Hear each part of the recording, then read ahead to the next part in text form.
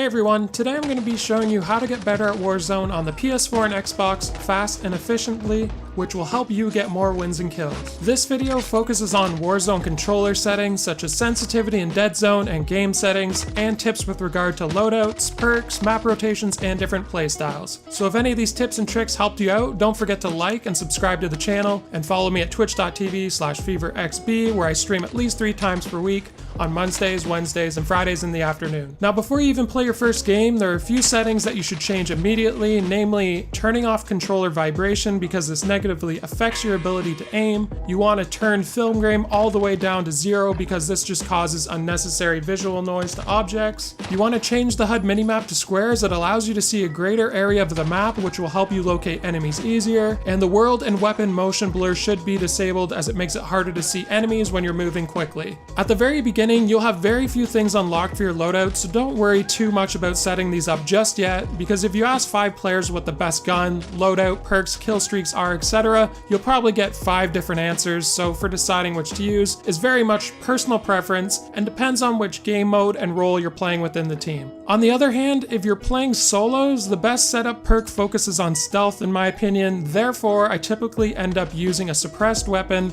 with cold-blooded, ghost, and amped. Cold-blooded and ghost will make you undetectable by the AI targeting system, thermal optics, UAVs, radar drones, and heartbeat sensors, which I don't even have to explain why that's very good. As far as amped goes, it's just my personal favorite for perk 3 as it allows you to have faster weapon swap speed, and it also helps with mid-fights if you run out of ammo, and it also increases rocket launcher reload speed, which is nice. However, if you're going to experiment with any perk, start with perk 3 as 2 and 1 are way too important. Alright, after a few games you should probably start experimenting with other settings other than the ones we've mentioned. So the first few tips we're going to be talking about are sensitivity and dead zone. Sensitivity is simply how fast your character looks in any direction when moving the analog stick, whereas dead zone is how far you have to actually move the analog stick from its default position before the controller recognizes that you're inputting a directional movement. So you're probably wondering, why should I care about this? Well, having a general knowledge about this will inform you and help you make better choices when it comes to picking your settings.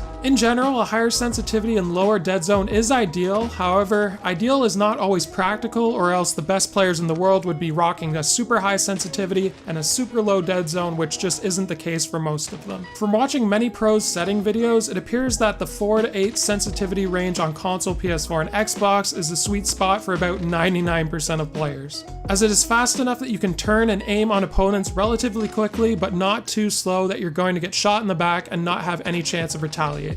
For dead zone, the default setting is 0.5, which is a good setting to start with. However, unless you're using a brand new controller, you may experience some stick drift, which is simply when the analog stick does not return to its original intended position. This will cause your character to continue moving in a certain direction despite not even touching the analog stick. If this is the case, I would recommend you increase your dead zone to 0.8 to 0.12, as it will be relatively low so your aim will be more precise and it won't have too much of a negative effect. Once you've set up your settings to something comfortable, it's time to play, and I've got some in-game tips to help you get more kills and win more games. So the first major mistake I see with newer players is being super passive, and it pretty much goes like this. They'll jump out of the plane super late, land in some random spot that no one would ever bother going besides them, of course. They'd collect a bunch of loot and just move into the middle of the zone sneakily and hide there and try not to get into any gunfights, hoping that they'll last till endgame. And if they're super lucky, they'll end up in a situation where they end up third-partying one of the last 2 players and manage to get a win. Although this may get you top 10 placements playing like this, it's increasing the amount of time it's going to take you to get better. Instead, I recommend that you purposefully jump out of the plane earlier and land in high traffic areas as shown on this map, and it will force you to rotate and move in toward the zone. This will increase the number of gunfights you get into, which in turn will help you improve your aim and skill. In addition, this will provide a great opportunity to study the map to learn where the best spots are, where the certain shops are, and how best to rotate from these different areas. And once you get better at the game, you'll begin to win more gunfights, which will provide you with a lot more cash, and this will enable you to buy a lot more kill streaks such as UAV and airstrikes, which will dramatically increase the number of kills you're getting per game. So in quick summary, make sure that you change the settings I mentioned earlier ASAP and set up the loadouts that are tailored to your own individual playstyle and game mode, and use the sensitivity and dead zone that prioritizes aim and hitting your shots over being able to move quickly. You want to jump out of the plane earlier and land in those high traffic areas areas, because this will provide you with more opportunities to be active, aggressive, which will help you get better at the game instead of playing passive and avoidant the whole time.